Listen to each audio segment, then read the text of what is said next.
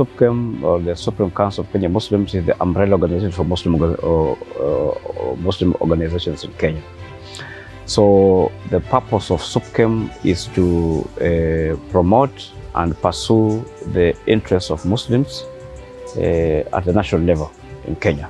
We work specifically on the women's preachers, where we integrated the gender perspectives for the women's preacher, and then we also integrating like the FoRB issues in their preaching activities, where they can disseminate the text or the messages of the messages in Islam by integrating gender perspective and by integrating the FoRB issues. MCJL is a civil society organization implementing the JISRA program with the aid of Faith to Action Network, and we implement our work in Uganda.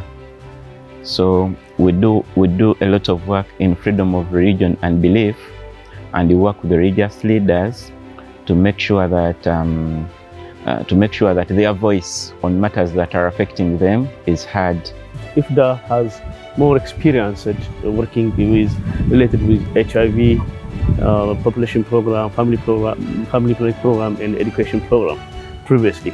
Since 2021, after implementing JISRA project, it started the peace building as a one to incorporate in its own implementation program. The National Advocacy Program involves looking at laws, policies, and national level initiatives that affect the Muslim community.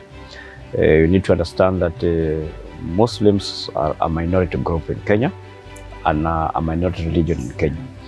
And the Kenyan system is basically the Kenyan system, or the Kenyan government, the legal system was built on Judeo-Christian morality.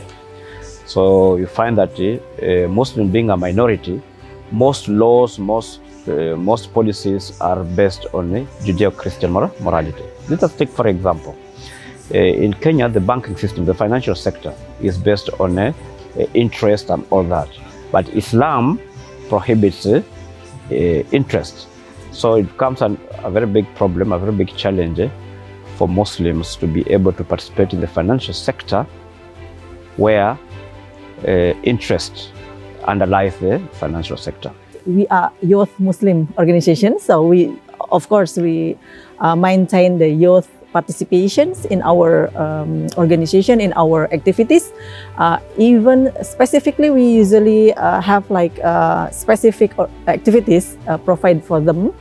And in every, we now look at that they have to be equipped with the gender sensitivity issues, and also within the youth as well, and they increase understanding in how we should focus also to the environment issues that in Indonesia, as because Indonesia is a potential disasters countries, so we have like to mitigate especially about the environments. JISRA is working on just peace building and then empowering the women and the youth in the faith communities. So this is a good opportunity for IFDA and implementing partners to understand and know how peace building, how just FoRB is going to be just promoted across all the country. We've worked on several matters to do with enhancing the inclusion of women in leadership structures within the religious setting. We've worked around promotion of peaceful coexistence amongst the different religions, but also peaceful coexistence within the regions. SUPKEM encourages a lot of, has put a lot of emphasis on youth activities. We promote youth because when you are young, that's when you can work more, you've got the energy to work. We realize that when you are young, that's when you can do a lot of public service, civil service, when you are still young, because you have the energy and you have all that. So there's a lot of advocacy around youth empowerment. The solution is we have community dialogues, which really now help a lot. So we increase the community dialogue.